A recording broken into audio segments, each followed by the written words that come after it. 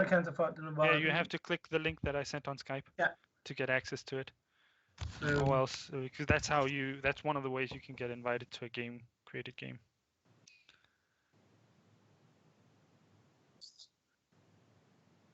All right. All right, then you'll have to give me 5-10 minutes to get Fanatics site up and running somehow. Just has to do like this first.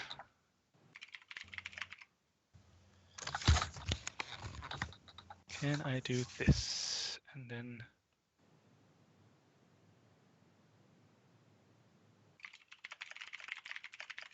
All right.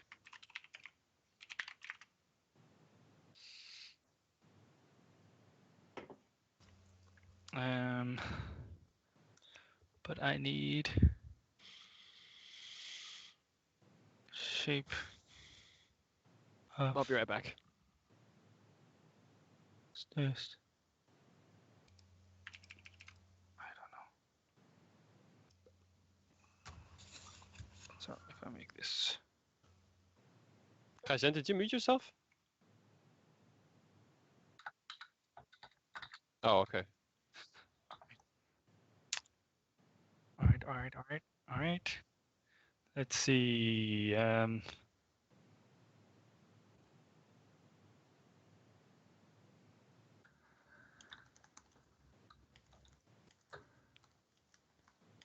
that's why. Okay, here we go.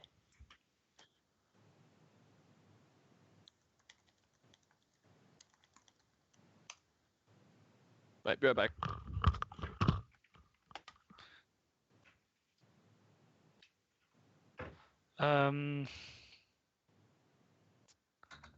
So if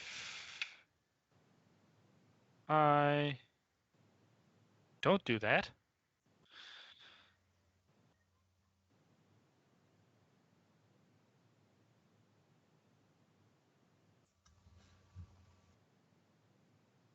yes, okay. How do I see my own? I do it like this, and then I can just go this and press here. That should do the trick, right? Mm-hmm.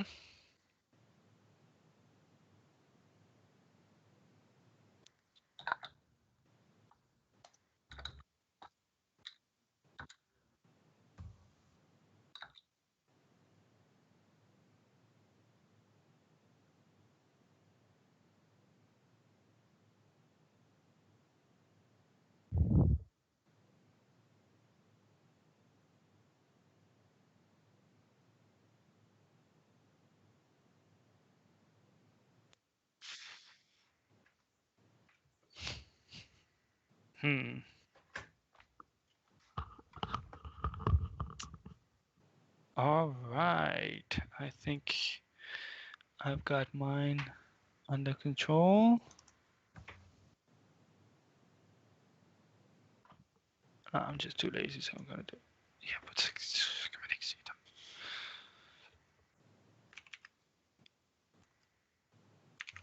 them. Yeah. So this quest I've written to you is too wide for the screen in the bottom.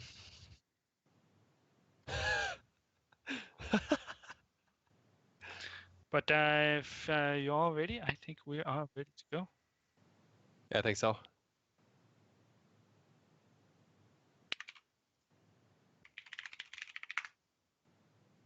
But we can hear you. Yep. But if you're all ready, pretty sure my stream can hear me too. Yeah, I think so. And I'm pretty sure my stream can hear me as well. Adventure open. But we can hear you. Yep. Do you want a minute to fix it?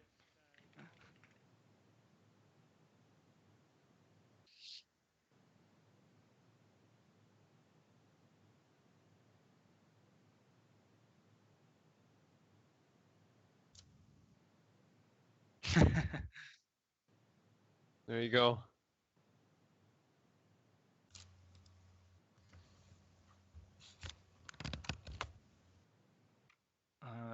that's not the button I wanted. That's the button I wanted. Yes. What do you mean, Lucas? Sorry. That's all good. All right.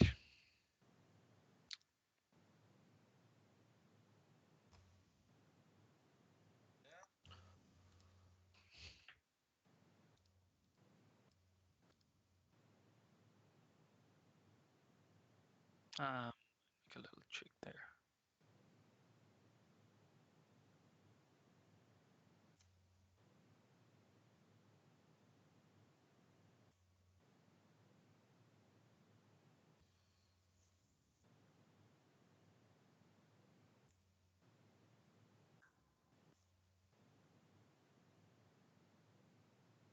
There, yes, it works, super. Excellent. Yeah. Well then, let's get started. Yeah. We are. What have I done here? So, Oh, that's because I need to click that. Sorry. We are going to be playing a homebrew version of Curse of Sunder. Now this is mirrored. Called Curse of Sunder, which is set in my homebrew. And we've already played session 0, which was where we created the party and the characters. And today we're going to be starting with our first session. yep. And you've actually need this adventure. So we're going to open up. The gravel road that you're following leads to a ruined village. Its tall elven houses dark as tombstones. Nestled among these solemn buildings are a handful of closed shops and shut taverns. It's raining and there's a mist, a fog that covers everything that you see. As you're walking through the street, you think back to the quest that you've been given.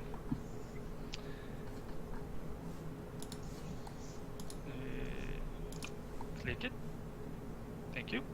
You have been sent to this village, this ruined high elven village of Xenos, by a high elf called Durst.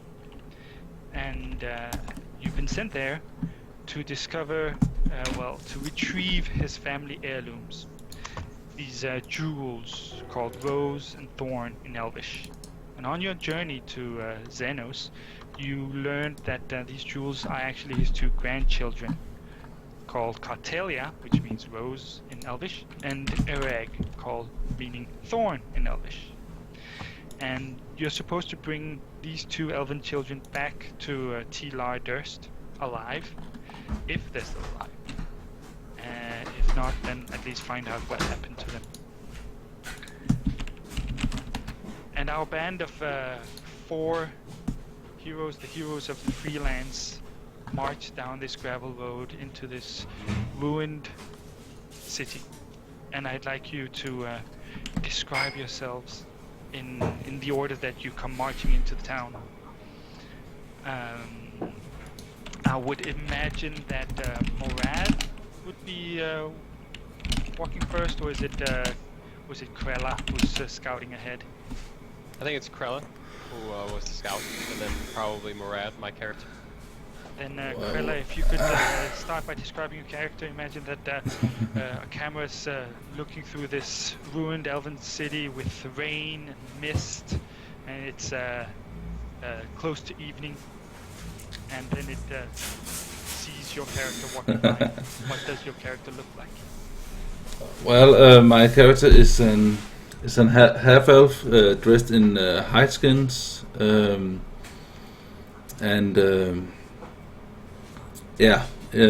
his back he got a quiver with arrows and a hunting bow, and 2 daggers.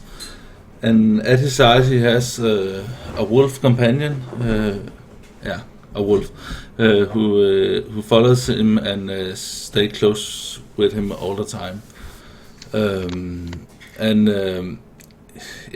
He's very cautious, and he looks around all the time, scouting for possible enemies or dangers. So, yeah. What's your passive perception? Passive perception. Persuasion.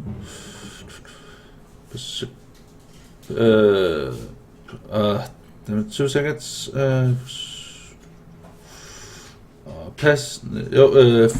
14. Yeah. There was Krella's shadow song, the hero of the half-elves. Yeah. Who's scouting ahead, and behind him comes the trio of the heroes of the Three Lands. The first one being Morad Aralak, the hero of Marts. Morad, can you describe what the you see a 6'3" tall high elf, pretty muscular, or like athletic. He's carrying a long sword, like a two-handed sword, over his shoulder.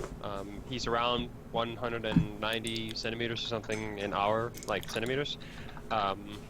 He has a visible scar running down his left cheek. Is it more common for high elves to have green or blue eyes? I couldn't find out. It's up to you. Okay. He has green eyes, hazel green eyes. Walks around in traditional outfits, nothing really special standing out in terms of armor. Could notice that the armor he's wearing is not heavy armor, so maybe giving like a passerby the idea that he needs to be able to move, so he doesn't get stopped in his wake by heavy armor. Seems very relaxed, given the circumstances. And yeah, that's Morad. All right. And he long leads dark on, hair, by the way. Sorry, long dark hair. And he leads on with 2 more behind him. I don't know which of you 2 is in the rear, Eowyn or Salogal.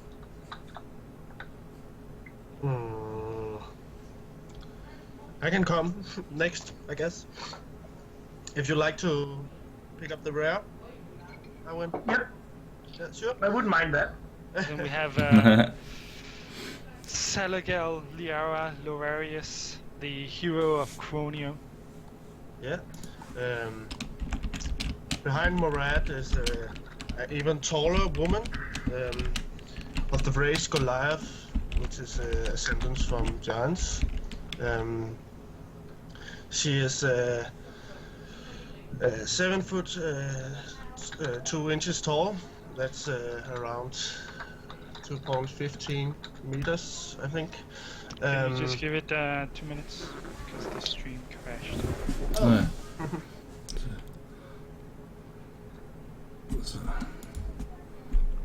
Men ja, folkens, jeg ved ikke om I kan høre mig, men alle er fra Danmark af, men Andreas, han streamer også på hans kanal, og han streamer altid engelsk, det er derfor vi streamer på engelsk. Hvis I har spørgsmål, så bare spørg. Yeah. That's all of those. I'm gonna see if I can't save it by restarting it.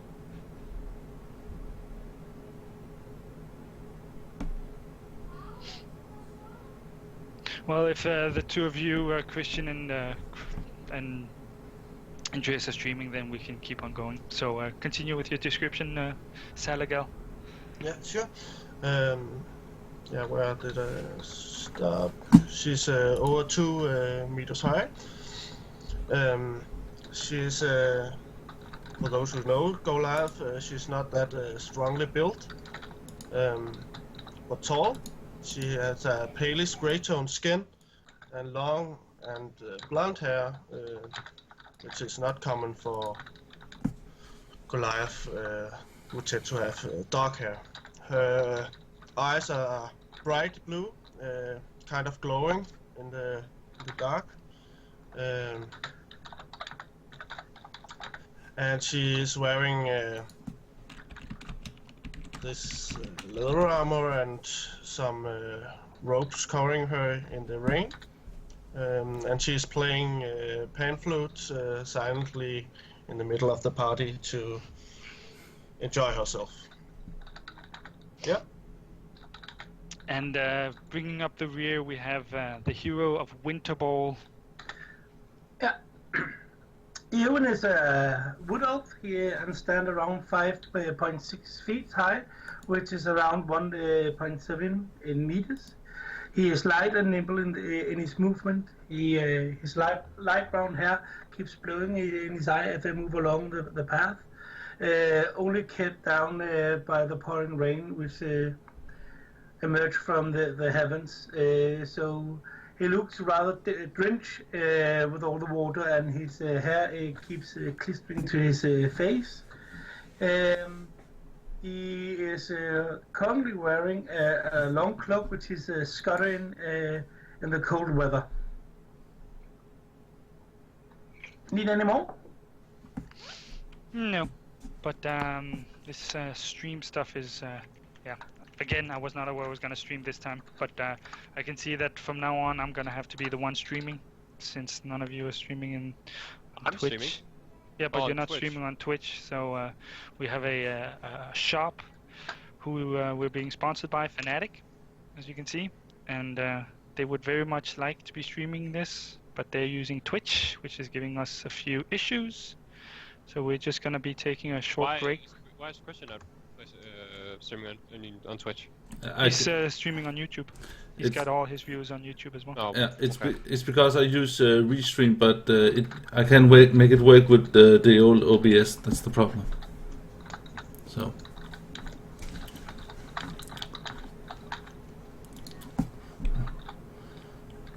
Jeg spiller også folkens. Jeg sidder og spiller bordrollespil. Lyt med og grib af... Ja, se om det ikke bliver spændende på et eller andet tidspunkt. Okay. Seems to be a Skype issue and not an OBS issue.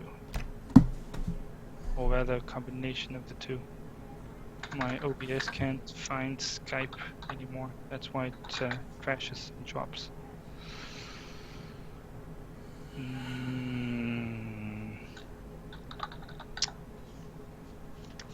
I have no idea.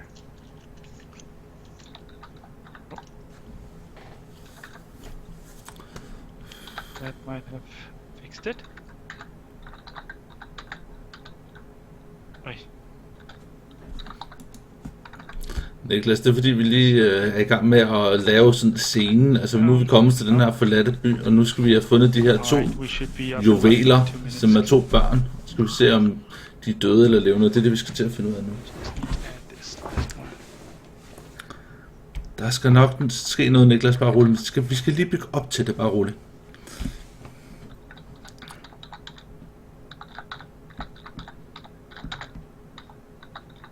And the other one.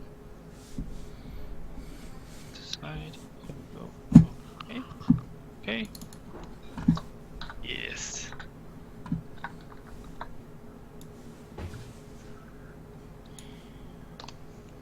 And Fnatic has seen my messages.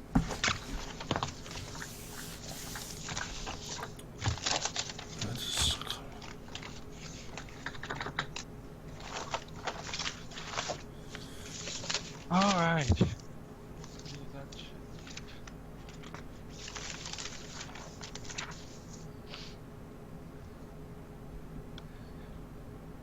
You are walking down, as I said, this gravel road with these dark, solemn houses. It's raining. There's a lot of mist, and you are approaching the address that Durst gave you. As you come closer, you can see the house in the distance. It's a tall brick row house that has seen better days. But this one isn't in complete ruins. Its windows are dark, however. Jay, 1 second. Like, Stefan, can you not mute yourself or something when you start, like, doing all that? It's really, really noisy. Oh, sorry. Sure. Sorry, Jay. Yeah, Johnny, Stefan, could you two put push to talk? Because it's correct, I can hear every time you click on the keyboards. Oh, I didn't even click the keyboard. But sure. Thanks. So go out of. Yeah, sure. Thank you. Alright, continue, sorry. Yeah, so there's a brick row house. I've seen better days, but it is new moons. Its windows are dark. It has a gated portico on the ground floor, and you can see the rusty gate is slightly ajar. The two houses on either side are only ruined remnants of these elven buildings. And by the rusty gate, you can hear this the laughter of children, and Krella, you see these two children. You just glimpse them very shortly. These two children run past the gate and into the house, while laughing, clearly playing. Oh, is it only Krella that saw them, or all of us? Is he scouting ahead? The rest of you see figures. You don't notice that they're children, and you don't hear them laughing and playing. Morad yells to Krella, or doesn't yell. So first of all, is it night or day? Evening. Evening. Okay. So he speaks in a manner of ways so that Krella can hear him. Did you see that, Krella? Yeah, I saw it. It looked like the two kids, but it was only a short moment I saw them. Is it what we're looking for? I don't know. We have to get closer and see if we can find them. Okay. You walk up to the house, and the front door is closed, but the gate is open, is ajar. Can we open it, or do we have to force it open?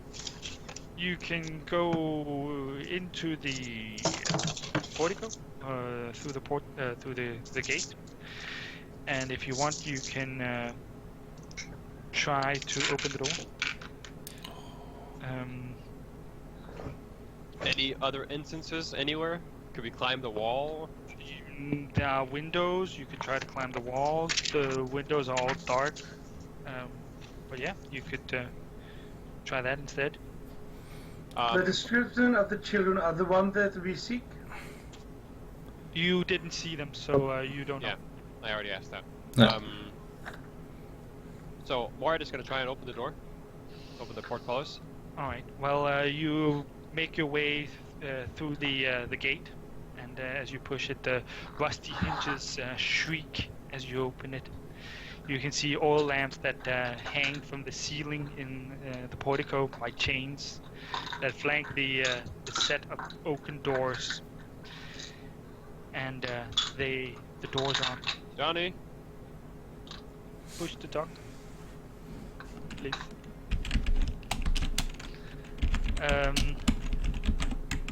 As you open the oaken doors, you come into a foyer.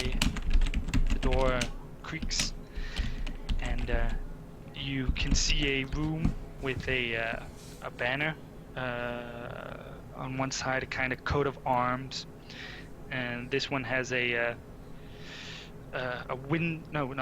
tower, some kind of mage tower as a symbol. A mage tower surrounded by dark hills. You also noticed framed portraits of different high elves, probably the owners of the home. And there's a mahogany framed double doors that lead further into the house. These doors are set with panes of stained glass. Any indication on where the children went? It didn't take you that long to reach the main door. They probably could have closed the door quickly behind them.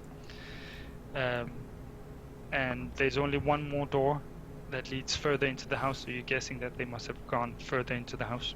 Are there any... Is it very dusty in the area? Like, my question is if there are any footsteps.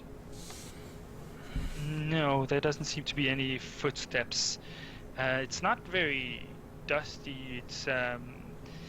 It is a little abandoned, so there are cobwebs here and there, and clearly this place is not being lived in. But at the same time, there's nothing that indicates that anyone has been through here recently. Okay. What do you guys think? Should we look around first before continuing, or should we just head in?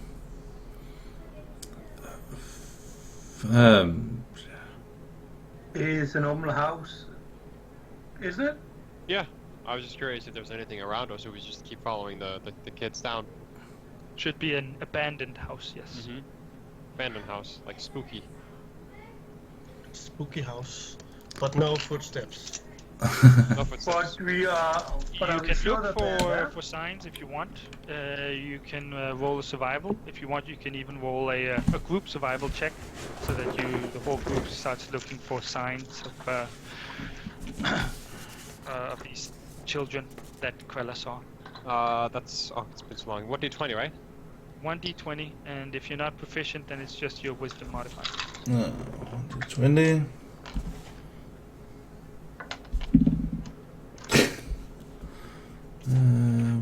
If you like, we can use roll 20 for dice rolling. Nope, because I'm not looking at roll 20. Then never mind. 12. Well, you can use roll 20 for dice rolling if you want, but I'm not using roll 20. 12 for me, for survival. Yeah. 5. 1, 5, 19. 19. It helps. I have a bit high wisdom score. And Morad? What did I say, 13? Yeah. 13? Alright. You have a group check of 19. 19 is pretty high, but there doesn't seem to be any signs that anyone has been through here recently. Okay, so and there's only one door, like further inside the abandoned house that's closed? Yes, it's a small foyer, which means it's it's where you come in and you just set your shoes and hang your coats before you go into the house. Okay, let's check that door out. Is it an old door? Is it locked? It's a double mahogany door and it's not locked. Okay. Well, Morad gonna go over and first listen. Is there anything behind the door? Sure. Do a perception check. I just need to find my perception. Perception. Okay. If it's learned, or what did you call it? If it has a tick, then what? If it's then it's proficient, then you get a +2. +2? Additional +2. Yeah.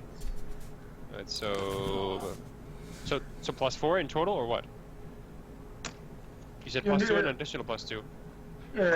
You can add your wisdom modifier. You have a and wisdom proficiency. modifier of -1, and So- with a +2 from your proficiency, you get Okay. a +1 on perception. So it's 19.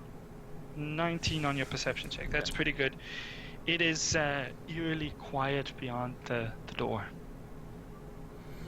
There's nothing, no footsteps, no speech. You don't hear any footsteps, you don't hear any laughter, you don't hear any sneaking, you don't hear anything beyond the double doors. Alright, Morad places one of his hands on the sheath of his blade, or the handle of his blade, and then he opens the door slowly. The door leads into a hall about 5 meters deep. The first room was a foyer where you just quickly put your shoes and so on. This is more a hall, where an entry hall where you can hang your coats and say good day and put your bags and stuff like that. And at the end of this 5-meter hall, there's yet another set of double doors. So is it a hallway? Yeah. There's nothing on the walls in the sides? Like no windows or anything? It's like a connector thing between the house and the hallway? Mhm. Okay. Should we continue, guys? I guess. Yeah. It seems rather empty of a house that should be. I mean, it is abandoned, but we did see the kids coming here, and there's no footsteps here, right? Are there any footsteps here? With the 19, well, Salagel is looking around, and with his 19, he can't see anything. All right. Well, let's continue down. Sorry. Erwin look around and loudly call out, Rose, Thorn, where are you? They are called. They're called. What are they called? Cartelia. Tila and no, that's what the heart half of Cartelia and Eric, or Era. Eric. Yeah. Cartelia and Eric. But well, so Cartelia and Eric, where are you? Anything? Your voice echoes in the hallway, but there's no reply. Okay. From the outside, you could see the house is pretty big. It has at least a 4-story house. So amazing. And it has a bit of a mansion. It had several rows of windows, at least 3 rows of windows, and 4 floors up, and it was even deeper in. So it's an okay big house. So it's understandable if they can't hear you. And they were children as well, which might explain why they're not leaving that much of a mess. Okay. Morad walks up to the... it's a double door, right? Yep. Can I use the same perception on that door? Sure. There's nothing from beyond. Okay, the door is not locked? Nope. Right. Morad slowly opens the door the same way he did before. This opens up into the heart of the house. A large room that fills the whole width of the house, and quite a bit of depth as well. As you open one of the doors, you can see on the left there's a black marble fireplace. It is turned off. There's no fire in it, and you can't see the rest of the room without entering it, or at least opening the other door as well. Okay, so there's basically nothing here. It's a very large room beyond the double doors where you've only just peeking into it. So we can't see the whole room? No, you'll have to open the doors completely or walk into the room. Okay. Morad opens the door completely. Alright, and you're still having your Yeah, you still have your yes, sword or your yes. hammer Sword. or axe? Sword. Yeah. Alright. You open the doors completely, which reveals the entirety of the room, including the red marble staircase on the right side that leads upstairs. And this large hall has trophies decorated here and there. There's a long sword that hangs above the fireplace. There's ornated wooden panels along the walls. There are various designs, various furniture in the room. You can see from where you're standing, there's at least 4 doors. 2 of them on each side of the room. One that looks like a smaller door for probably a broom closet or something like that, and then 2 more doors in a small alcove near the stairs. So we have a couple of choices here. Either we can go up the stairs, and there are 2 doors on our floor, right? There's the double doors you've just come through, and then there are 5 more doors and stairs that go up. Okay. And one of them is kind of small. One of them is kind of small. Moran, have you drawn your sword? No, it's on his back. He's holding it like a hand on it. Good. If you have drawn your sword, I would have asked you to put it away. It's near the children. I haven't drawn it. Just making sure there can never be too safe in these situations. So, what do you guys think? Should we try each door, or should we go upstairs? Well, it's merely children, and this is an abandoned house, so I don't think that any danger is nearby. I think we should split up and find them quickly and get out of here, and back to their father. Split up? Okay. I mean, we don't really know what's in here. But I guess, yeah, they're already It's kids. just an abandoned house. I wouldn't It is- think that. It is a large mansion, but even if you do split up, you should be able to yell loud enough for the rest of the party to hear you. Okay, let's do that then. I'll go upstairs. Should we just check the floor? Okay, you Yeah, want to take the floor first. first? Yeah. Yeah, sure, let's do that. Pick a door and Yeah. open one each. Boom! So, I take take the little one. all right. Yeah, I can't fit in that one anyway. I'm gonna take the one next to Salago. I will just follow one of them. Follow one of us. We split up. We're checking each door. Yeah, but I don't want to choose the broom room. And Krella, what about you? I check the broom room. I think Salagel's checking the broom room. Yeah. Was it? Alright, well you decide to split up, but you all walk towards these two doors, one of them an actual door, right next to it the broom closet. And Salagel opens the broom closet, while Morad opens the door. The broom room. Broom room. The broom closet is actually a cloak room, not a broom closet. It is a small room where you can hang your cloaks on hooks, and there are several black cloaks that hang there. And then there's a high shelf where you can see a cowl, kind of a hood that lies on it. But apart from that, it seems that the cloakroom here is of no interest. You can do a perception check, Salagel, to check whether the children are hiding here. Yeah, sure. Oh, perception, I'm proficient. The room is empty except for a cloak. Yeah. Is it even possible to stay? On the, Yeah, 21, yeah. You check between the cloaks, and there are no children hiding here. Oh.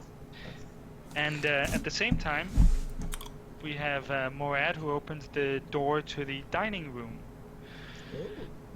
The dining room, there's a short 2-meter hall into the dining room, which has windows on the far end. There's a fireplace on the left side, and a large table surrounded by a little more than half a dozen chairs. The dining table is carved mahogany in a beautiful elven design, with these beautifully sculpted armchairs with sculpted armrests, cushioned seats. You can see a crystal chandelier that hangs from the ceiling, which is the table itself is covered in silverware and crystalware, and all of it seems to have been polished and is shining pretty. You can see that above the fireplace there's a beautiful painting of some kind of valley, and there's panelings again with the same beautiful carvings and motifs. The windows on the far end are covered with these red silk drapes. And yeah. Okay, so one question: what kind of texture is the floor? Is it wood? Is the house wood? Yes, the house is made out of wood. Can I still use my perception check before to listen, like for any footsteps around? Because you're telling me we can't hear anything in a old ass mansion. 2 kids running around. Oh, fuck, You I may got try flash. to do another perception check. Sorry. And you may roll another perception check. And while you do that, Krella and Eowyn, what do you guys do? When I see that Morn has 14. found a main room, I will peek over his shoulder and loudly call out for the children again. Morad, you can hear Eowyn calling for the children. Shut up! It echoes through the house. I'm listening. There's a moment of silence. You can't seem to hear any footsteps or creaking at all. Or giggling, or snickering, or... With a 14, you do actually hear one thing. It's coming from the walls. The walls? Yeah. What do I hear? You'll have to get closer to the wall. Maybe put your ear to it. Who's with me here right now? Is it Krella?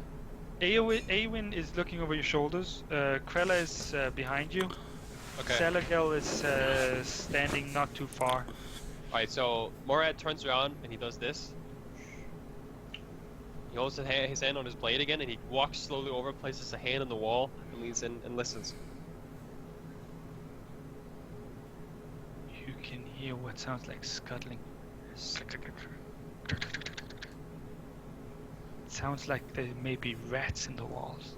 Oh no. Oh, nasty. Well, that's not Not good.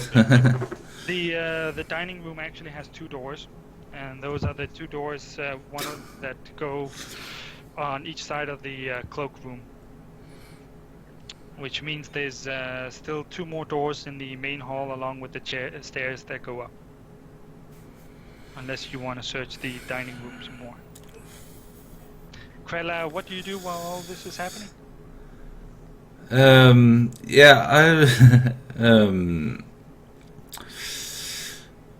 Well, I was thinking about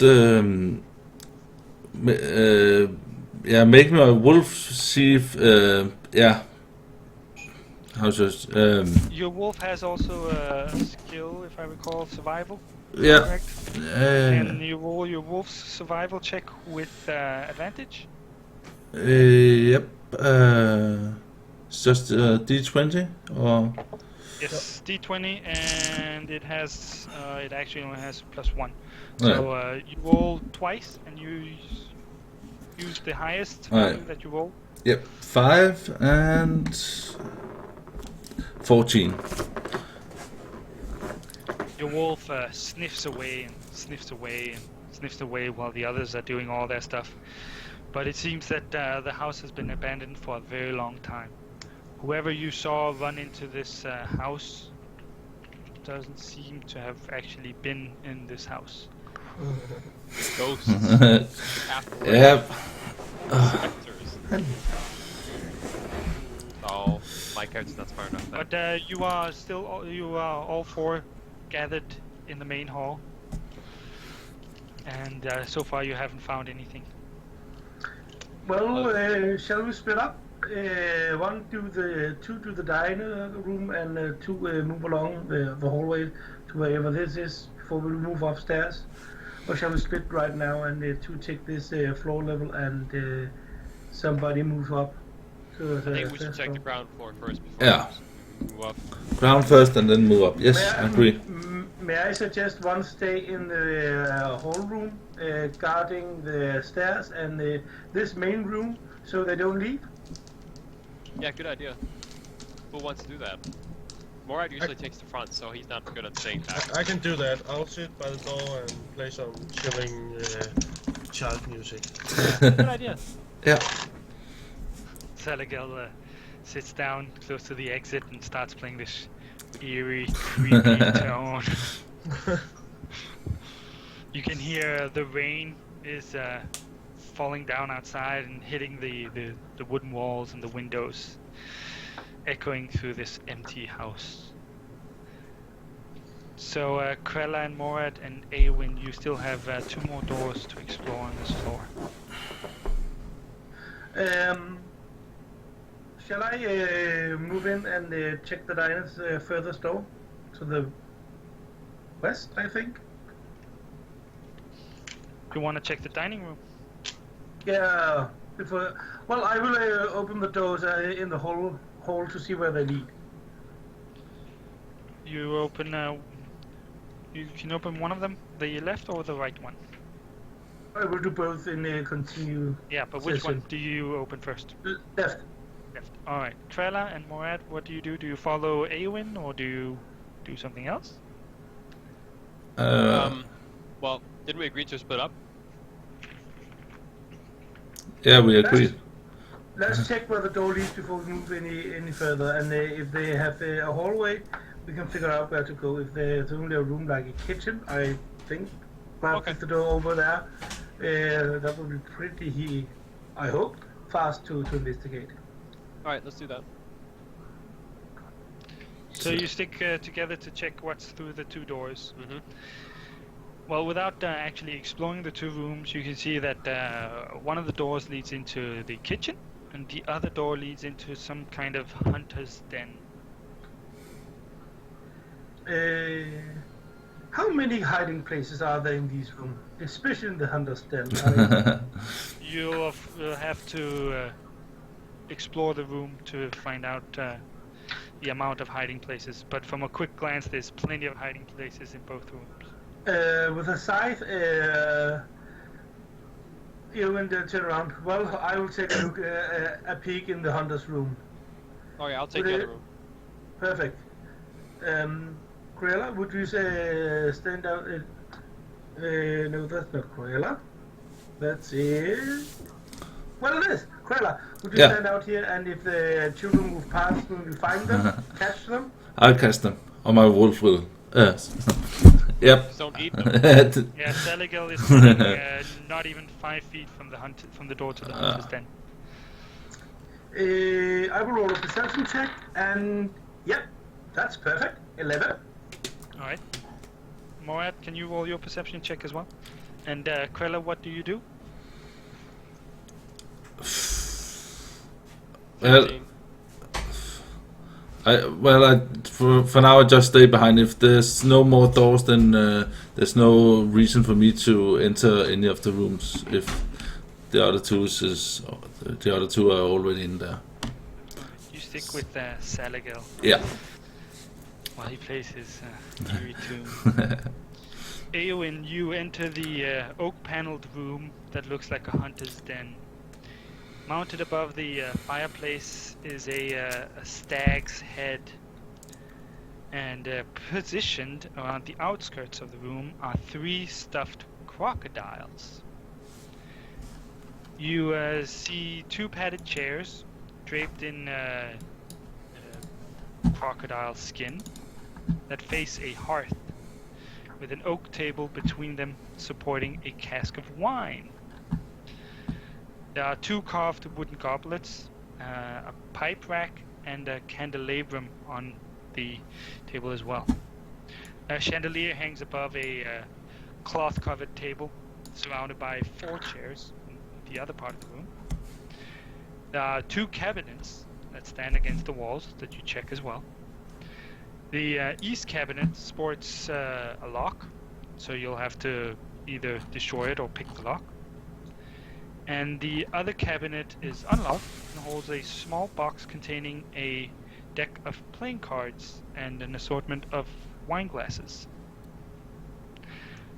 While you search, Morad, you search the kitchen. The kitchen is it has a pantry and a dumbwaiter. A what? The kitchen is, I'll explain that. But the kitchen is tidy. It has a dishware, cookware, utensils, all of it neatly placed on the shelves. There's a work table that has a cutting board, a rolling pin atop of it. There's a stone dome-shaped oven that stands near the far wall. Its bent stove iron pipe connects to a hole in the ceiling. And behind the stove and to the left is a thin door that leads to a well-stocked pantry. This is where it gets even weirder. When you look into the pantry, it seems to be full of fresh food. Then there's the dumbwaiter. A dumbwaiter is it's a small kind of room in a wall where there's a mechanism that you can use to move a small elevator up and down floors. So it's used for the cooks to put food, and then they can send the food up to, for example, the bedroom. Okay, that's not what Johnny understood it as. Isn't that where you put your cloaks? coat on? Yeah, your that's cloaks? what I thought too. Nope. Yeah, cloaks, hats, and so on. Stump chainer? Nope. Yeah. It's not you can't translate it directly today. Okay. Dumb Well, waiter anyway, is- it doesn't matter. Okay, so well, food is completely fresh, but the pantry itself does that look new too? Well, all of it looks clean and So, nice and neat. are there any candles lit anywhere, or is it completely pitch black in there? That's a good question. Because how do I see the pantry and everything inside and so on? But it being evening and everything. You have dark vision, as far as I recall. Oh, yeah, sorry, yeah. High elves, yeah, of course. But there are no candles or anything? Nope, there are no candles, and you haven't seen any light in the building. It's evening and it's raining, bad weather, so it's dark outside as well. Alright, so And all the windows are covered with drapes. So yeah, it's pretty dark. are there is the only entry to the kitchen the one I came in from? Yes. And there's only that dumbwaiter that you use to send food up and down with, right? Like a small elevator. Okay. I walk over to the dumbwaiter because children can fit in there. Yes, children would be able to fit in there. Yes, I would expect so. I walk over there, hand still on the handle of my sword, and I open up the dumbwaiter. You see that next to the dumbwaiter is a tiny brass bell, and you look into it, and the dumbwaiter is empty. So You can do a perception check. Didn't I do that before? You can do a new one. Okay. And Like 8.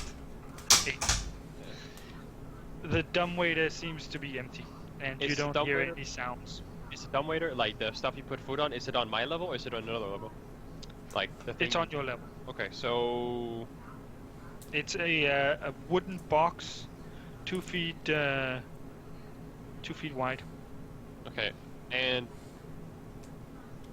alright. So can Krella, like, can I look behind me? Is Krella looking into the room as well? Can you see what's going on in here, or? No, Krella stayed out in the hall with Salagal. But Right. So Morad, as smart as he is, he rings the bell. alright. The rest of you, Krella, Salagal, and Eowyn. Eowyn, you're searching a room. Salagal, you're playing your pipe. Krella, you just stand guard while your wolf. Does your wolf have a name? Dinner if we get hungry. Krella, Not yet. Wolfie. No, it doesn't have a name yet. Alright. But it's sniffing around. Yeah. And suddenly you can all hear the echo of a bell ringing. A dinner bell. Grey Fang. Calling for dinner. Dinner is served. Nice. So is it a handheld bell, or is it like a little bell that you can? It's a small bell that's attached to the wall and you can ring it. Alright, so Morad like rings it. It's a string along, so it figures in the house. Yeah. As you ring the one bell, it seems that there's a mechanism that makes other bells in the house ring as well. Alright, so Morad steps back for a moment. The elevator starts going up. Okay, Morad walks back. Creaks. Morad walks back towards the door and like motions for Krella to get in here. Yeah. I don't know if can Krella see Eowyn? Yes. So it's like, get in here, something's happening. Okay, I move in, Possum. so I tell Only you. because I don't hear any children's sound. I rang the bell and this mechanism started. And So- I'm thinking that the children could be using this elevator to move up and down the building. Well, somebody is. If it's Yes. not the children, somebody else in this house are. Yeah. So, if it's moving up, they are on the first floor, whoever this is. The elevator stops moving. Well, it might have been Okay, alright. no. So what Morad is gonna do, he's gonna walk over because now there's like an empty space of where this slot was before. It has moved up, right? Mm-hmm. He walks in and like he peeks in and looks up, see if there's anyone like. And what do you do, Krella? Well, I would like to know. It was a 4-storage house, right? Yes. Yeah. So what can we see at what? At what floor Yeah. Well, only one of you can look into the shaft. It's a small shaft. It's Oh, the be able best to that but I can do that. Well, I'm already looking, so. But are you looking And, inside and the see? dumbwaiter seems Yeah. to be Oh, yeah. having stopped on the second floor. Alright, is there any indication, like, can I see whether or not, like, is it making any movement as if someone is stepping into it? It's standing still. Completely still, okay.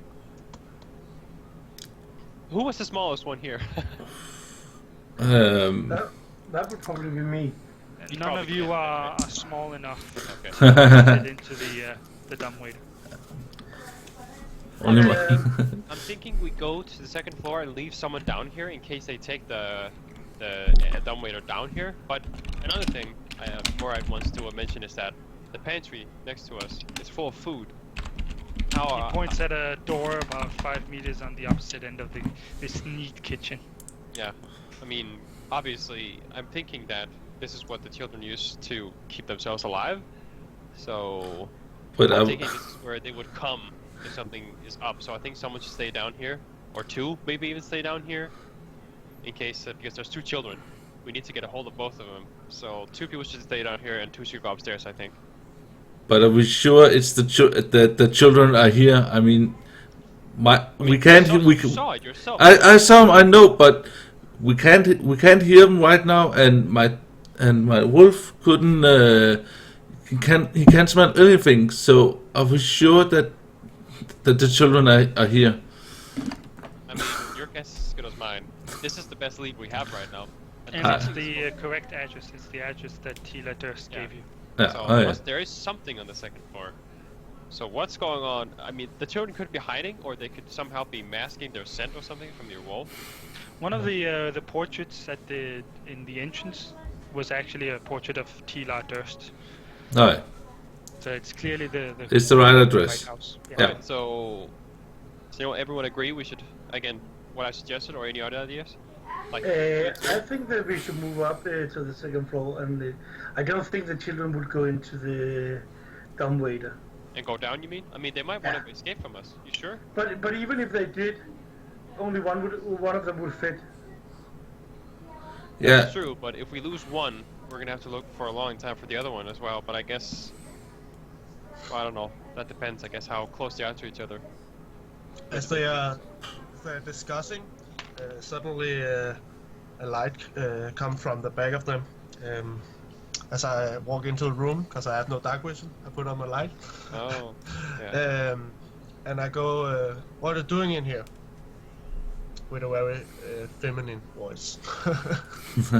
Well, we think the children are upstairs because the dumbwaiter here just moved upstairs.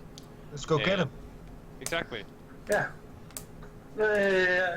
Alright, I so go, you all I make think we your should way go up the stairs? for. Yeah, I think Yeah. we should head for the second floor. Alright, let's do that. I take one of the chairs and stuck it into the dumbwaiter so it's stuck if it comes down. Alright.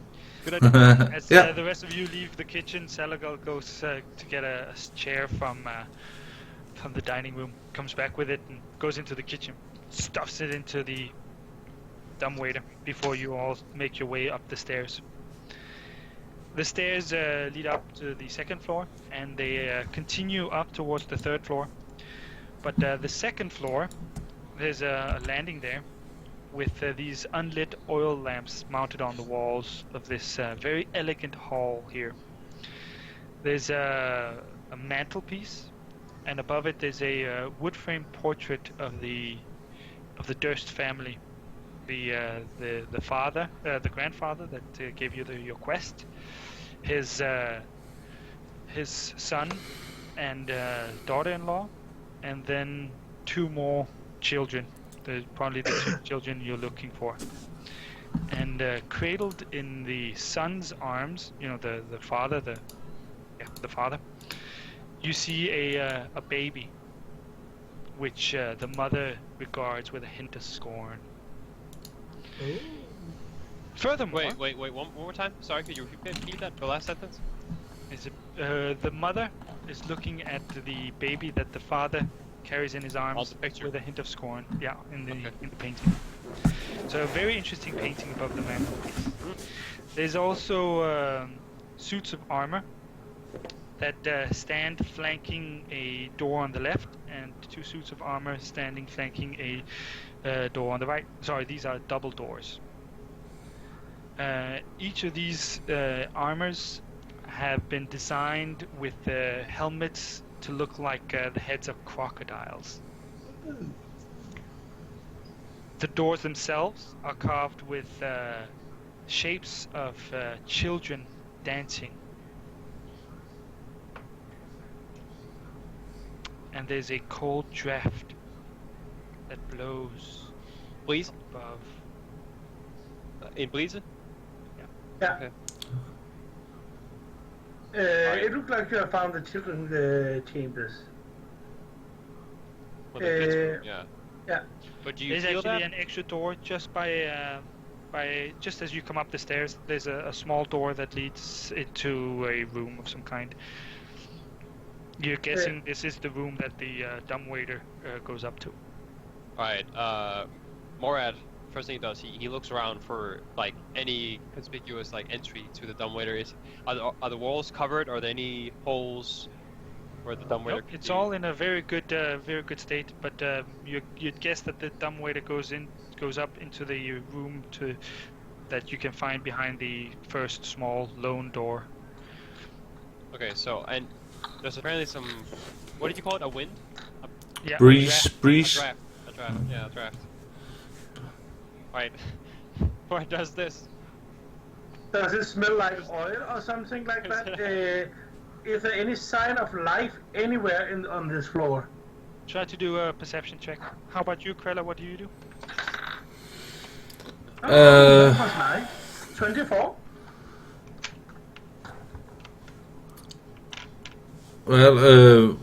Well, I start to get walk over to one of the doors, so we can look inside. Yeah, more or less the same. And Salagal, what do you do?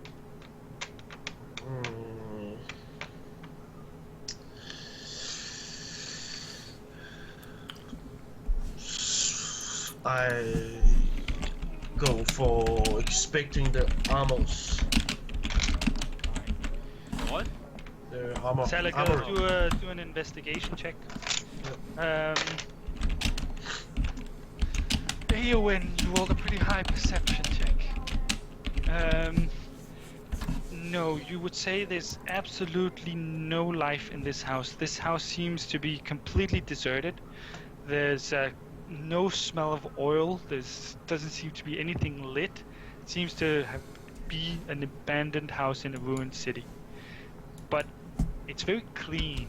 It shouldn't be this clean. And there was food. The food should have spoiled by now. And it was in a much better state than many of the other houses in the city. So there's clearly something off.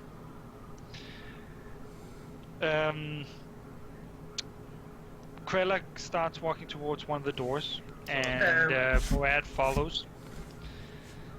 It's a double door that leads into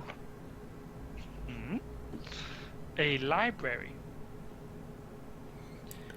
Before I describe the library, Salagal, what did you roll on your investigation check? 16, so 20. 20. The suits of armor are real suits of armor. They're really made for soldiers, for guards, but they've been placed as decoration outside. They're empty. They're put on armor stands, and the design of the helmets must have cost extra because they're well designed. They're beautiful. They look like crocodile heads, but they still function as normal helmets and give perfect view. They have a small visor so the head kind of closes and you can still look out. So they're quite impressive work. Clearly elven design. My friends, something is off. We have been at the first floor and the second floor, and we haven't found any tracks, anything that suggests there's the. We have found something. We need to find out where the dumbwaiter is, because it went up. Remember, on this floor.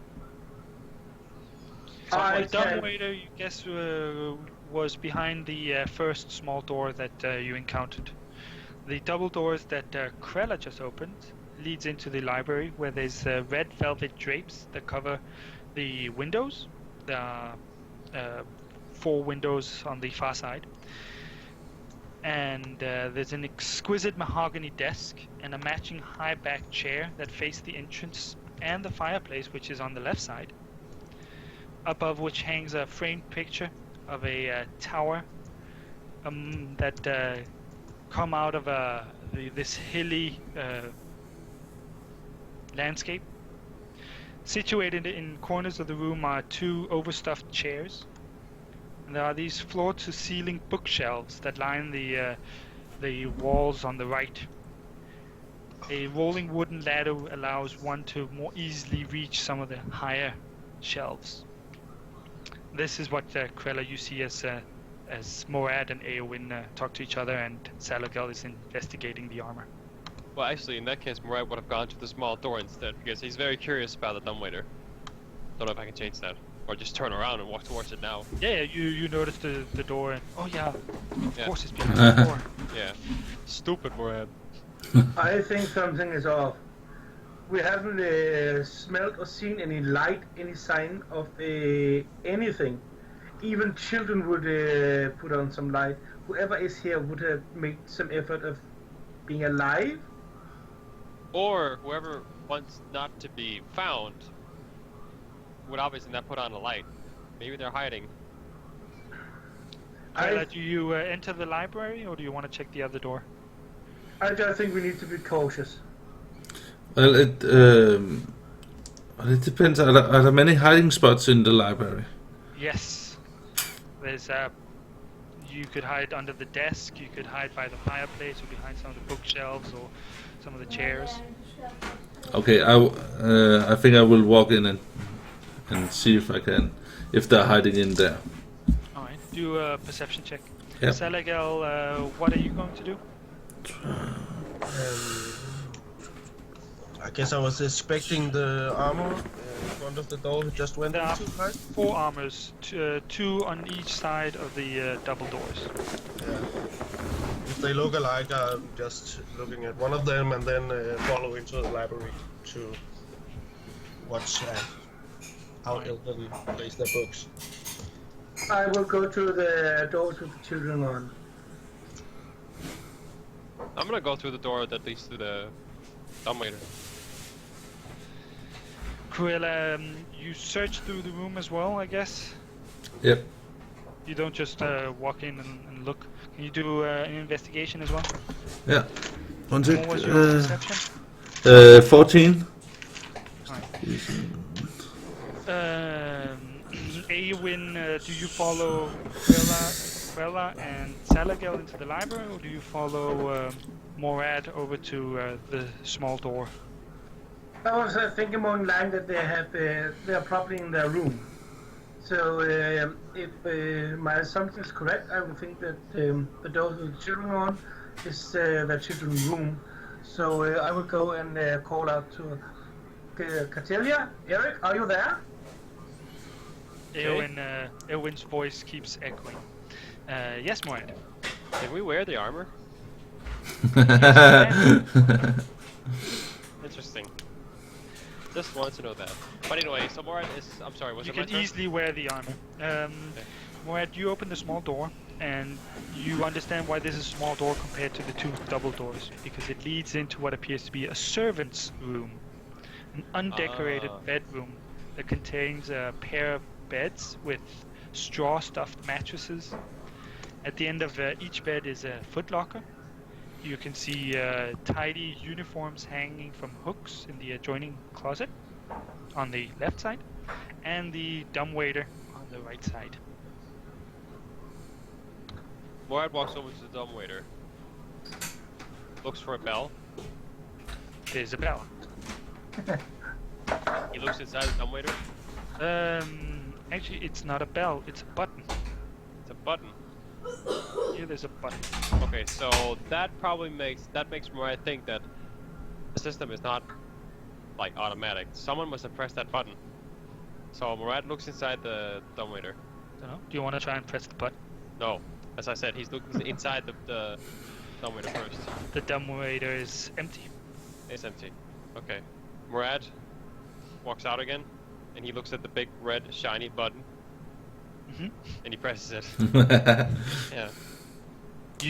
Everybody hears it again. The ringing of bells that echo through the house. What's that? You turn around. Krella, what's your investigation check? 15.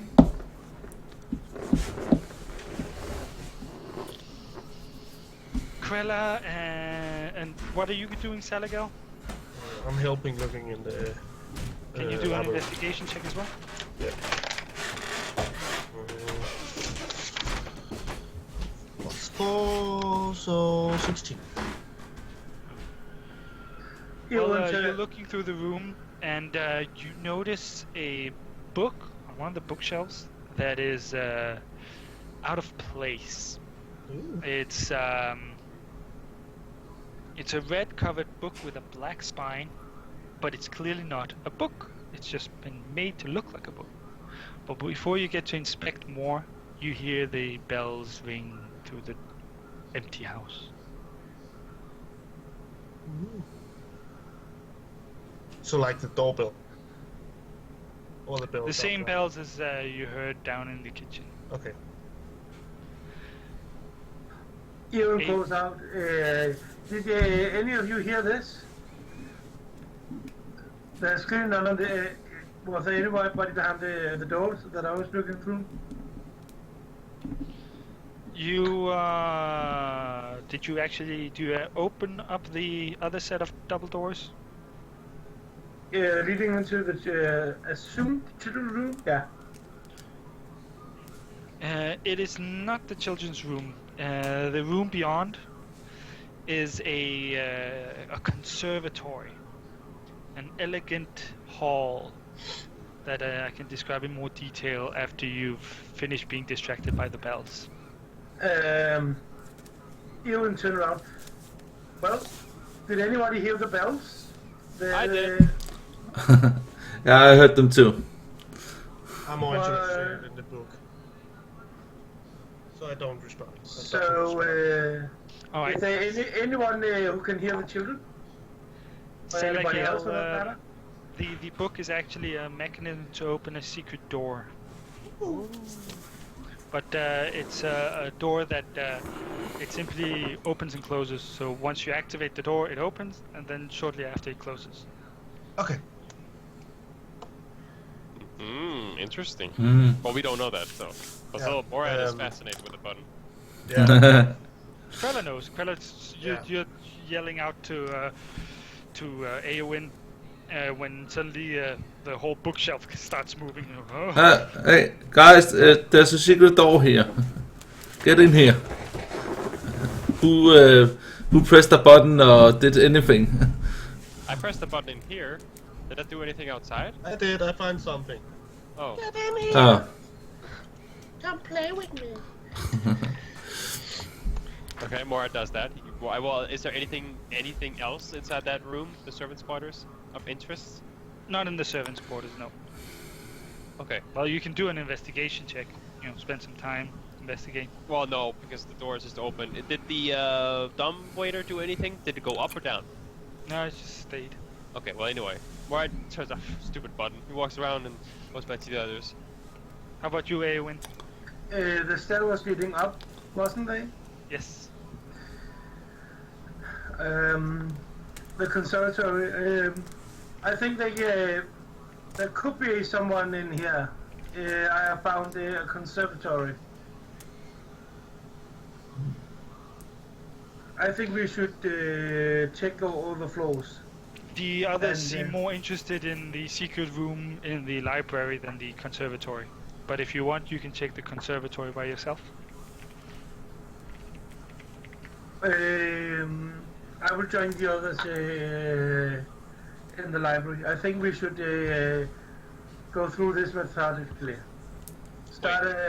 Move up, and if we can't find anything here, then we check the secret doors and see where it leads. How many suits of armor was there back? 4. We are 4 characters. Yeah. I can't not- fit it. Maybe Is that, the a, helmet. is that a coincidence? But then again, we're just, I mean, there are children here. We don't know if there's anything hostile here. So far, there's been nothing hostile. Exactly, so we can always grab it on the way out. So, The anyway. secret door leads into a small room. You'd say it's a room 2 meters by 3 meters, so it's a small room. But by squeezing a little, you can all get in there. The secret room contains bookshelves packed with tomes. There's a heavy wooden chest with clawed iron feet that stand against the right wall. The lid is half closed. And sticking out of the chest is a skeleton wearing a leather armor. You notice the skeleton is clutching a scroll, some kind of parchment in his hands. Is it an adult skeleton? Yes. Is it a skeleton like someone who is a conserved the skeleton like for a medical exam, or is it a skeleton with rotten flesh and something? is it Well, that's odd. Yeah. Is it decomposed or preserved? Decomposed. And, So that's odd. yeah. So That's murder. Something. If you want, someone can get closer. You can't all get close. You're already a little cramped in this room. But one of you could check out the body with a medicine check. Yeah, or we could. Well, that's kind of odd. That seems like murder, Ewan says, gazing over the other's shoulders. I think we should continue with care, if we continue at all. This man has been dead for a long time, though. Yeah, but people usually don't You've die. now been in the room a little bit, and that was just your first impression. Now that you have a second to look at it, it looks like the skeleton was trying to get into the chest, and then that something happened so that it's halfway into the chest and gotten something out of the chest, which is probably the parchment, but has then succumbed in that position, leaving the chest half open and half his body inside the chest. Okay, I'm thinking he was stabbed from behind or something. Attacked from behind. Given the You fact can he's confirm it with a medicine check if you want. okay. Well, I'm not very good at medicine. I think. Is anyone good in medicine? A little. No. I'll try. We're just gonna try. Well, He was the one taking the initiative anyway. So. Okay, that's okay. Alright, go on. Folks, jeg beklager meget, at der er noget galt So medicine is med what? chatten. Jeg ved ikke, hvad det er, men It's your wisdom modifier. ja, jeg håber, det er ordnet til næste gang. Jeg ved ikke, om det er YouTube eller hvad det er, der er galt. Well, Men jeg ved one godt, der er thing noget galt med is, chatten. Den is lægger clear. pommerens til. Whoever this was killed by 3 darts that are embedded into his armor, into his leather armor. From which direction? From the chest's direction. That's why you couldn't see it, but when you get close and start checking, you can see Yeah, these sure. 3 darts have punctured his armor and into his, in what was his body once. Yeah.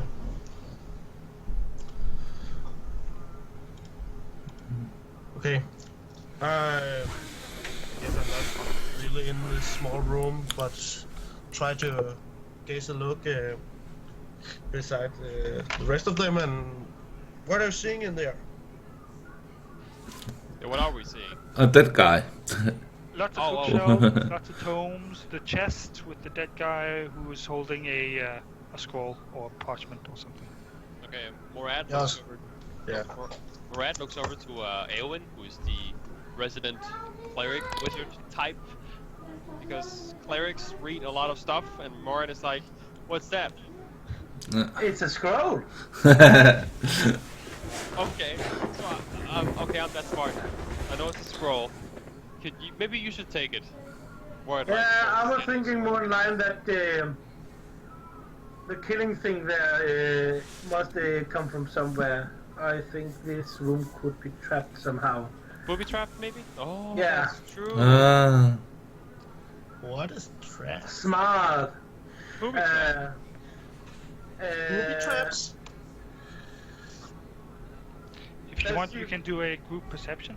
Yeah, let's Yes. do it. Group perception. perception. 17. 16. 16, yeah. 22. Oh, Nice. Oh, what was it you rolled, Eowyn? 17? Yeah. Alright, you have a group perception of 17 then. And with your 17, you deem that the trap that killed the skeleton must have come from the chest when he tried to open it, and that the trap is no longer functioning. Apart from that, there seems to be no other traps in this room or secret passages. Mark walks over and takes the scroll. The Can you read it? bones from the hand fall apart and fall to the ground as you yank out the scroll. While he's taking the scroll, Eowyn is taking out the tune to see what. Well, actually, Why would you hide these tunes? Well, Morad actually takes the scroll and walks over and gives it to Eowyn. Eowyn, can you do an Arcana check? I can, and ooh, that was nice. I rolled a 19 and 22. Alright, well, you take a book at random thinking, why would anyone hide these books? And then it quickly dawns on you. These are books that describe fiend summoning rituals and necromantic rituals. Oh. They are part of a collection dedicated to the Ginakoya. The Ginakoya are the priests of Lethor, the god, the angel of undeath. You'll need at least an hour to understand what the rituals actually do, or what they summon, or how they work. I pick up the books that seems to devolve to that information and There's put a it in my whole backpack. mini library here with them, so there's dozens, if not hundreds, of books on the subject. Well, I will figure out I need a larger backpack then. and we'll lay them behind. If you want, you can take 2 or 3 books. If I could glance through them and take the one that I deem will divulge what I need to know about this. Yep. But I will turn around concern with a concerned expression on my face and say, this doesn't bode well. These books contain the knowledge of foul magic of demon summoning and necromantic rituals. that sounds Morad fun. is standing there handing you Yeah, a scroll. Morad is like Oh. standing in front of you with like the scroll. Thank you. What is it? I will pick it up and see if I can see what it is. It is a letter. It's a letter. With a puzzle voice, I say it's a letter and read it. I will read it out aloud. Pathetic witches of the Raven Queen. It has come to my attention that you are attempting rituals that are not in line with the Raven Queen's doctrines. The Shada Akai of Al-Wual have discredited your approach and actions. The many souls you have bled on your altar has not served the Raven Queen. The many Genasi you have tortured in your dungeon has not served the Raven Queen. You do not serve the Raven Queen. You have become but worms writhing in the ground of Al-Hual.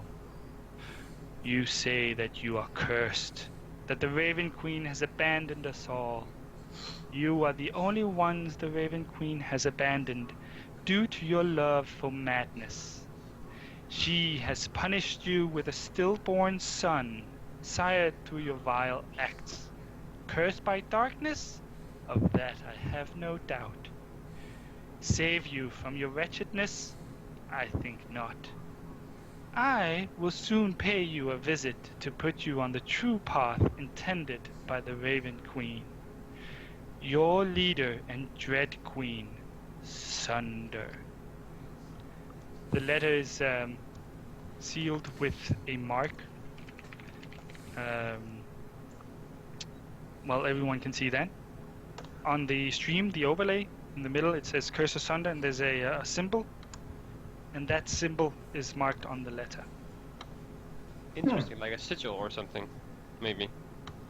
I would suggest that it is. What do you make of this, Eowyn? Or I'd ask. Can I make a religion check regarding the Raven Queen? Go for it. Yeah, that doesn't bode well. 8? The only thing you know about the Raven Queen with an 8 is that she's the angel of death. Does I know her point of view on death?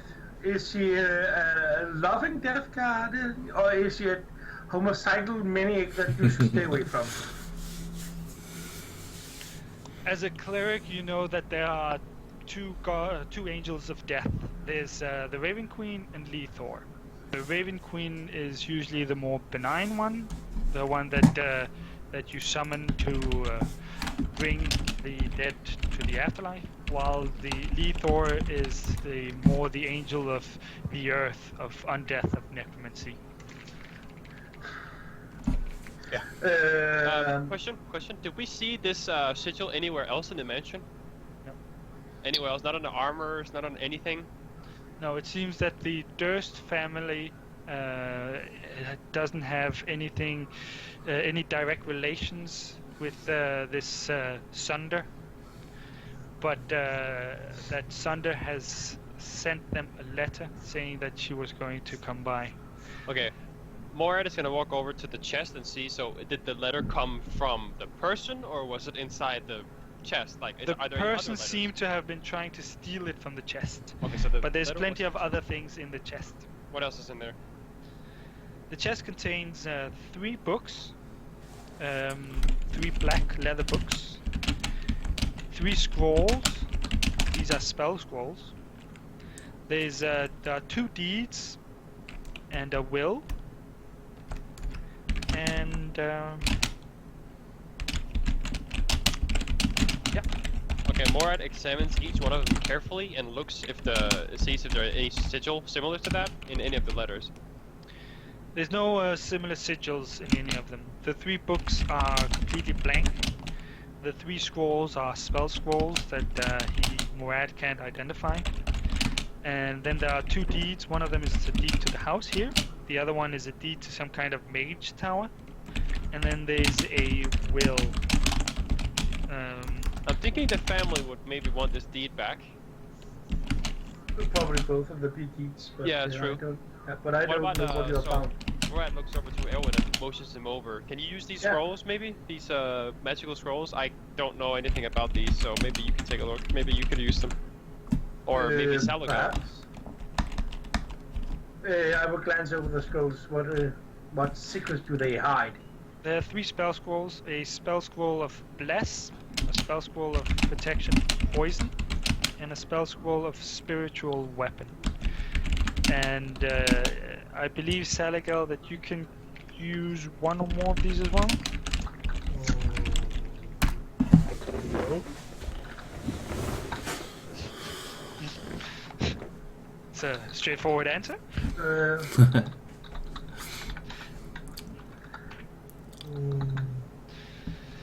I will be able to use them. Yeah.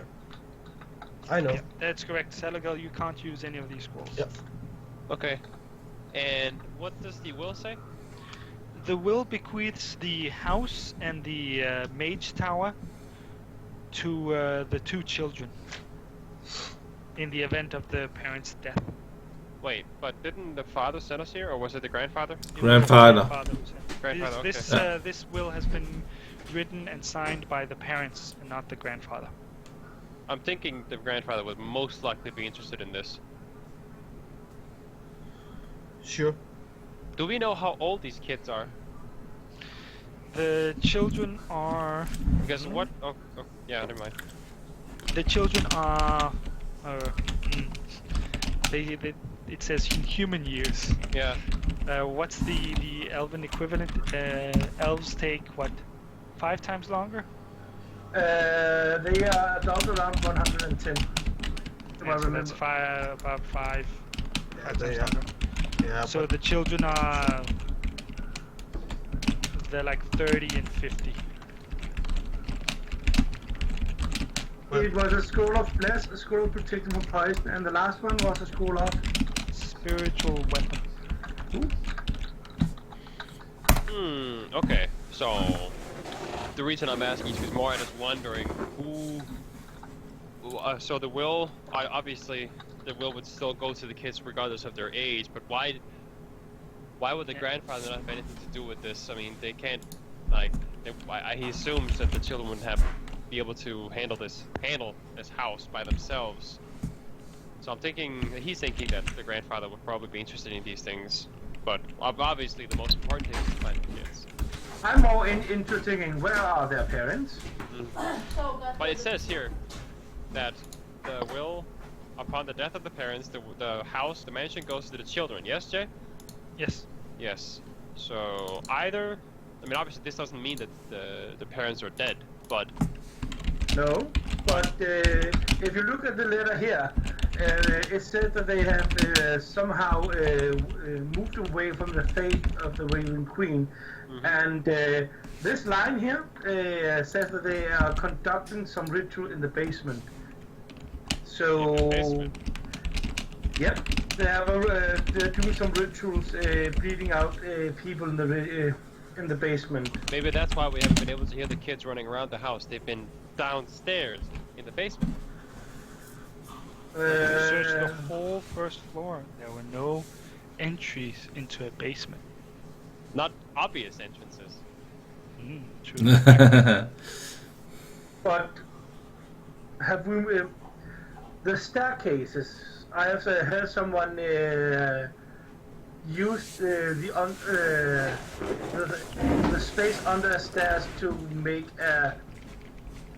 make a secret tunnel in the basement. So perhaps there is the one on the first floor under the steps. You can do a group investigation to go check. Shall we try that? Shall we? I would think that the secret compartment to the basement must be somehow in the first floor. The what? Oh, you mean the secret entrance? Yeah, Basement? Yeah. But before we do try to find this secret entrance to the basement, we need to find the children. Maybe, have you ever thought, maybe the entrance is outside the house? That could be it well, but I think we need to investigate this house before we move up or down. Well, so we are on the second floor, there are 4 floors, right? Yeah, so we need the third and the fourth floor before we Yeah, let's do that. But what do you other think? Does it seem reasonable? Yeah, I agree. yeah, sure. But, Yeah. so... Ja. So, I assume we're moving on now. Irene, du skal gå derhen. Sorry. The armors, are they like heavy? Are they magical or anything? Because Morat is very interested in one of those armors. They are heavy armors, yes. Whether they're magical requires some knowledge or magical affinity. We can always come back for them, I expect. I mean, right now we don't really have a need. They haven't moved. When you go back out to check on them, the armors have not moved. You better stay there, Morat says. But they are heavy. They weigh 30-40 kilos. Okay. And I'm just pretty sure my character can only use medium armor. I'm pretty sure your character can use heavy armor. Yeah. But anyway, Okay. let's move upstairs. I'm just gonna find out if that's what I can use. You quickly look at the armor. You have some knowledge of armors, and Light, medium, heavy shields. Fighters yeah, okay. can use heavy armor as well. Yeah. And you deem that with a little help, it would take you 10 minutes to don one of those plate armors. Okay. Anyway, forget about it. We can I always come have back. wrote down 3 books of demon summoning and necromancy from the Durst family house. How much do they weigh? They weigh.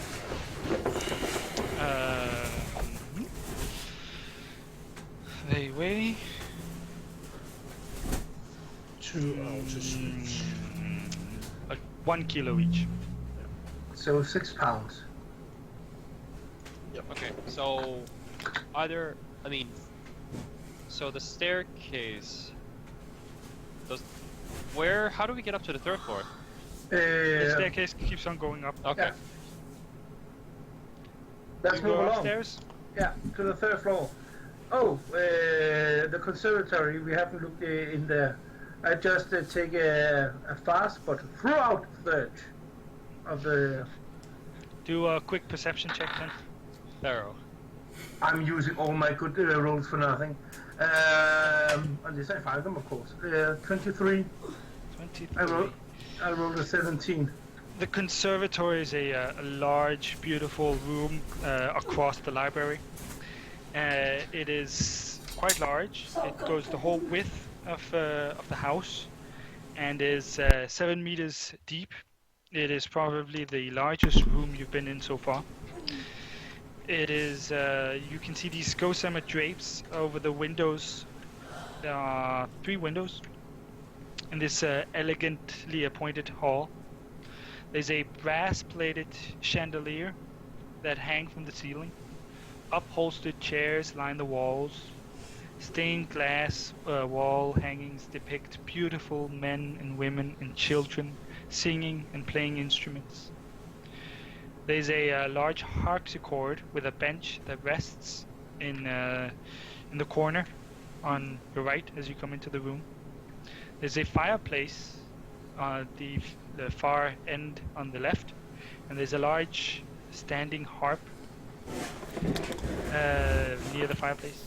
You can see alabaster figurines of well-dressed dancers that adorn the mantelpiece. And yeah, that's what your quick look into the room shows. There's nobody hiding under the chairs or behind any of the instruments. As I move along and see through the room, I call out, Cordelia, Eric, it's not fun anymore. Come out. But you can hear from his voice that he's not putting a lot of effort into it. He has somehow come to the conclusion that something terrible has happened. So it's not the voice that you would use to call to children, like this merry, half-hearted laughter, but more this concern that, this isn't fun anymore. Something sinister is going on. Oh, yes. Your voice echoes through the house. Apart from that, there's no reply.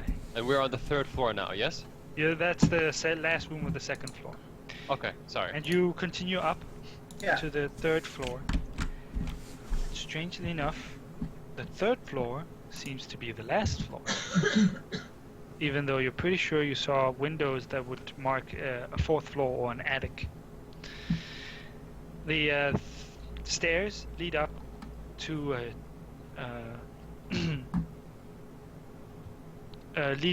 dusty balcony.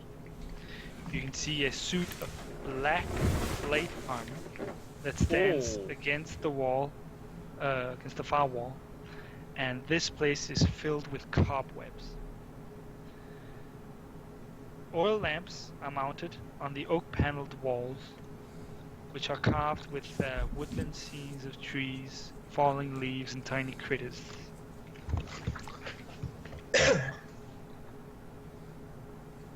Just a thought. The fact that we saw the kids go inside the house, there would be no way for them to go downstairs unless they were outside. So the entrance to the cellar has to be downstairs, or they have to be up here. From this balcony there are 3 doors, 2 of them close to the armor, and there's a double door as well. I look up at the ceiling. Can I see a hatch or something leading up? There are no hatches leading up. And there's a balcony going outside? No, this is the balcony. It's you go up the stairs. The stairs are circular, and now they lead up, and then there's this. It's a balcony, and the stairs lead up to it. Okay, but so is there anything above the balcony, or is the balcony like the top? The balcony is on the top floor, so above you there's just ceiling, and there's no hatch that leads up to this the attic. So there is no 4th floor. There's at least no way up to the 4th floor from here. Okay. Or maybe there's a floor in between that you've missed. Ewan turns around to the other. Didn't we see a fourth floor?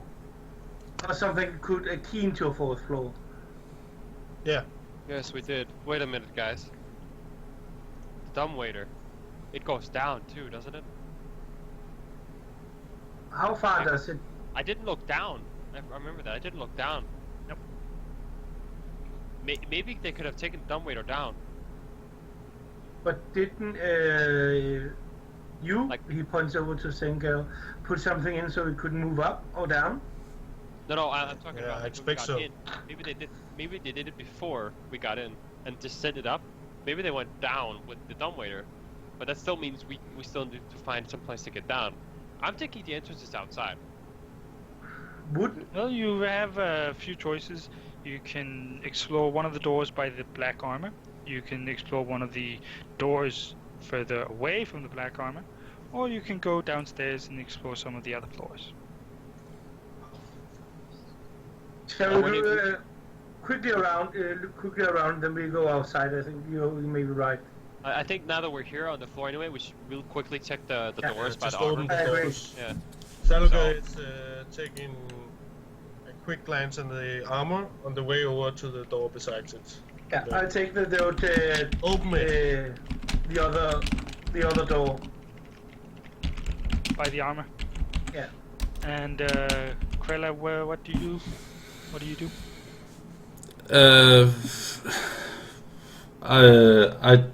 I go with and check the door at the black armor. And Morad, what do you do? I follow Seligo. He's very fascinated with the black armor. All right.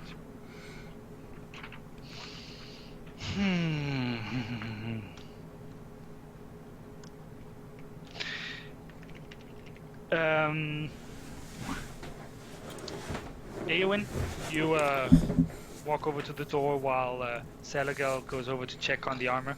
The others are following right behind the rest of you. And Eowyn, you put your hand on the door closest to the armor. At the same time, Seligal, you come close to the armor, and the armor moves. Its whole arm up. Yeah. And hits armor class 20. Is that a hit? Yeah, sure. It actually moves both arms.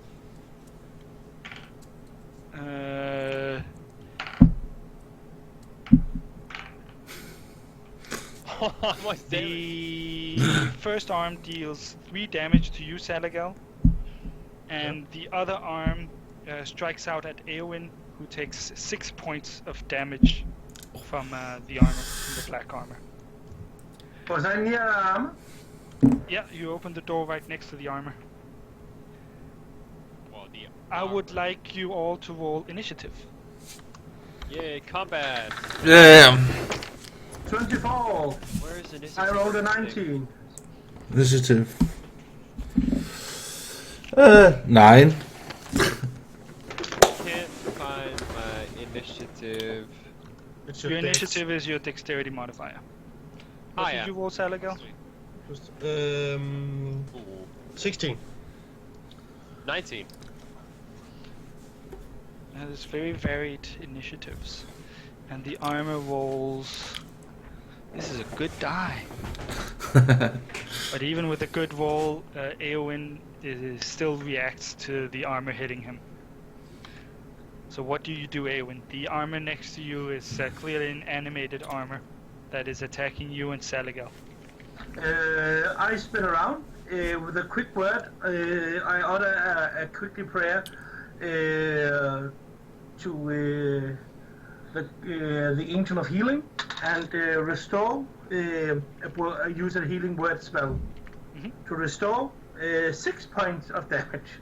I rolled a 2 and +4 for my abilities, so that was great. Healing word is a bonus action, so you Yeah. still have your normal action. So with a reaction, I draw my sword, and can I? Can I, as a result of him hurting me, can I use my Wrath of Storm? I guess possibly. Wrath of Storm, does that require your weapon is drawn? No. Then yes. It only requires that he harms me. Then yes, you can use your reaction to.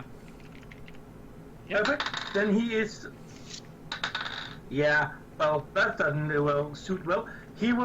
I will roll 2d8 and inflict 4 points of thunder damage on him. Whoa! So as the armor hits Eowyn, Eowyn has some divine protection that strikes back at the armor, and thunder damage. So it's not lightning damage. It's sonic damage. Boom! Deals 4 damage to the armor. But Eowyn, you still have an action. Yeah, he can half the damage if you make a dex save versus 14. He succeeds. And I will try to strike him.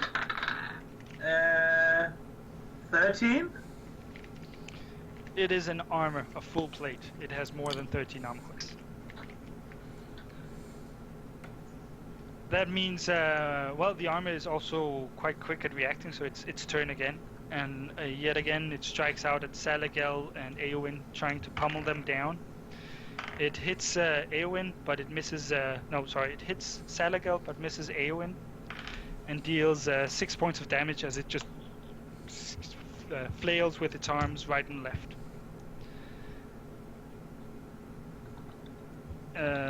Morad? You are standing behind Salagel, who is being pummeled by the plate armor that he's investigating. What do you do? Yeah, Morad is like, at first, he's a little taken aback. He pulls his longsword on both of his hands and tries to, I don't know, is Salagel in the way? He's probably in the way, right? Can I move it? Salagel is standing in front of the armor. Eowyn is standing on the left side of the armor by the door, which means you could step forward on the right side of the armor. Step forward, right side of the armor, and attack. Let's see. So that's strength against armor, right? Just a basic attack? It's an attack. Your attack is with the weapon you have. It's a strength modifier plus your proficiency bonus. Proficiency bonus. Where do I find a proficiency bonus? Your proficiency bonus is +2.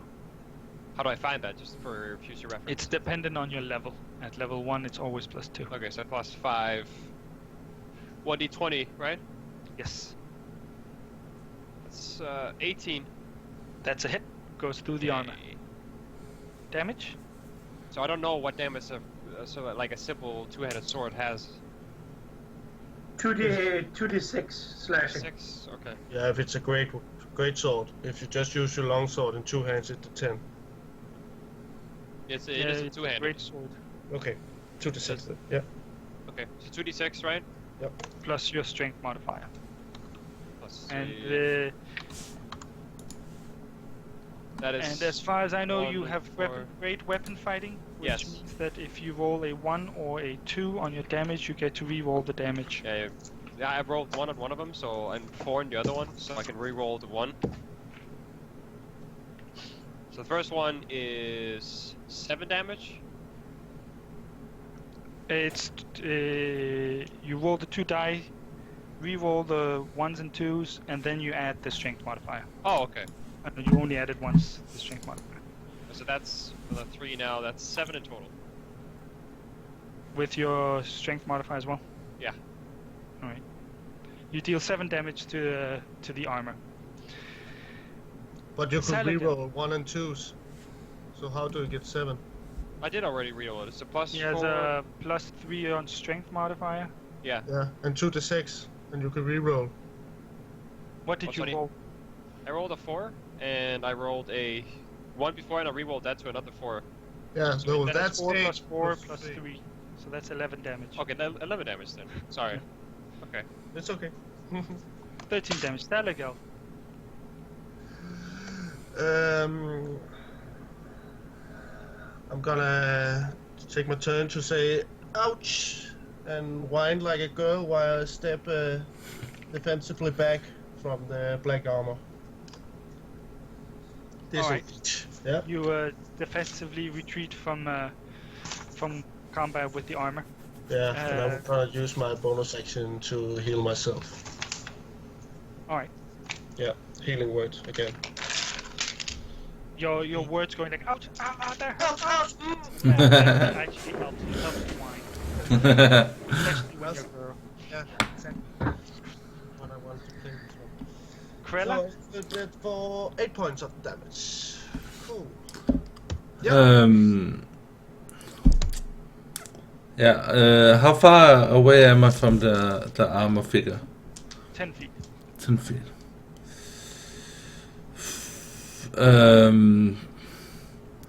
Yeah, I think I take. I'm going to take out my bow and then try and. Yeah, you can either shoot it with your bow or ask your wolf to attack it. Yeah. Well, wolf teeth and iron is not a good combination, so I'm going to shoot it with my arrow. Your wolf stands by your side, growls at it, but defends you instead of attacking it. You draw your bow as Stalagel steps back next to you, and you try to shoot it. Yep. So you roll a d20 and add your dexterity modifier and your proficiency bonus. Yep. 10, 14, 16. 16, the arrow bounces off the black armor. Damn it. Eowyn? Yeah. You are now flanking the armor with Morad. I can work with that. I will strike him with my scimitar, and I will draw my shield as well. You have advantage on your attack with your scimitar. Perfect. That I probably need 3 on the first roll, and 18 on the second roll. So 25. 25. That is a hit. Morad, the armor is a little distracted by you, which opens up for Eowyn to hit him with his scimitar. I will strike him for 8 points of slashing damage. Dealing 8 points of damage. The armor has gaping wounds, but it still stands. And it is now trying to strike at Morad and Eowyn. It misses Morad, and it misses Eowyn as well. Morad? You are muted. Are we flanking? Sorry. Yes, you are flanking it. You are on its right side, and Eowyn is on the left side. Alright, so it's my turn again? Yes. Alright, we're gonna do the same thing. You keep slashing at it while it keeps on trying to punch you away. Yeah. That's 15? 15 is not good enough. Your sword bounces off the thick armor. Can I call out something? Yes. During the battle? We are coming for the children. We are sent from the house of Durst. Stand down. Stalagel, what do you do? No response from the armor? I guess well, not. it can't talk, and it's not its turn yet. Yeah. Can I? Yeah, sorry. I'm gonna find 2 darts from my belt and throw them at the armor. Alright, you find some darts. And that was it's, 10. Yeah, it's a 19 plus my 5. So 24 and 19. They both hit. Both darts attach themselves to the armor, and they deal. Remember the second damage, you don't add your dexterity modifier. Yeah, I know. 3 and 4, and then my dex at 3, so 10 points of damage. 10 points of damage. From small darts flying it through. staggers It's still standing, but a hit more and it's going down. No course. Wait, it hit No. me?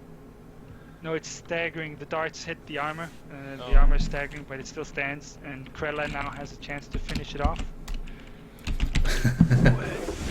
Okay, I think I need to draw my sword and yeah. I don't know. You want to step forward and attack it? No. I should be able to do it with an arrow, so let's do it. Alright. You just try with a second arrow. Yep. Let's see, 15 plus 4, 19, 21. Yes, the arrow hits.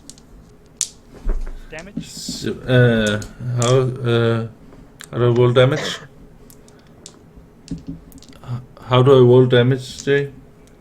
The damage of a longbow is 1d8, if I remember correctly. Plus your modifier. 1d8 piercing damage. Plus your dexterity modifier. Okay, so 4 and 4, 8. 8 is good enough. It gets pierced by darts and arrows, and it just crumbles up against the wall, and then it falls to the ground in pieces. Yeah. Aw. I want to wear that. Hello. Well, it's filled with holes and cuts and bashed, and yeah. I'll take one of the other armors. That's kind of random. I mean, expected. The armor is simply a suit of animated armor, or was animated. Was it magical? He looks over at Eowyn. Yeah, the magic has departed, but it was magic. But was it the kind of magic read about in the books? No, this magic is more an enchantment. These books contained rituals for summoning or conjuration. But it concerns me why. But what does this guardian protect? The guardians seem to be protecting, from where we're standing and so forth, they seem to be protecting this third floor. Not a particular door. Not a particular door, no. I think we should move with care. Don't put away your weapons or things. I will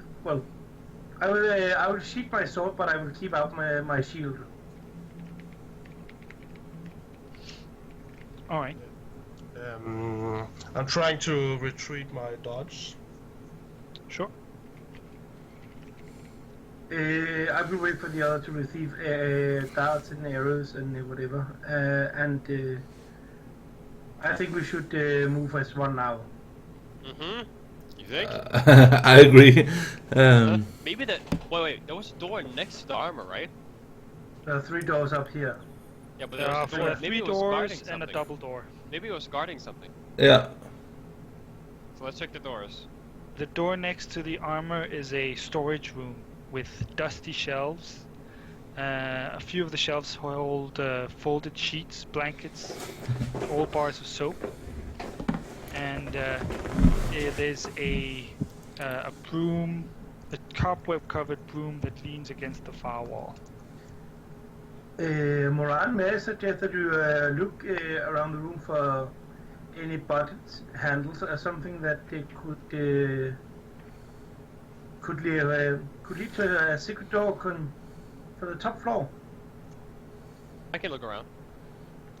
Who in the party has the highest perception check? Yeah. It will Anyone probably be proficient me. in perception? All the elves. I think yes, I have. Yes, I have.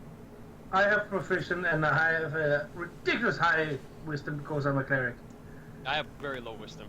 Yeah. And Krella, are you proficient in perception? Yep. And Stephen, are you proficient in perception? Yeah. Okay, so you all proficient. We all. We elves. He has spent too much. He may be a Goliath, but he has spent too much time with elves, so he is. Yeah. You'll rub off of him. So Eowyn is best, followed by Krella, followed by Salagel, and then Morad's actually the worst. And he's the one that does the perception check, so go on, do your perception, Morad. But it's kind of ridiculous because I'm the priest and I shouldn't be able to pick up things because we have a ranger, but apparently I am the best because it's my main stat. Mm-hmm. There you go. How much did you roll? Shall I check? Morad? Oh, me? Yeah. Oh, should I roll? I'm sorry. I'm sorry. Yeah, please roll a perception check, Morad. Oh, I'm sorry. Can I give him advantage by helping him and pointing out places he could look? 21.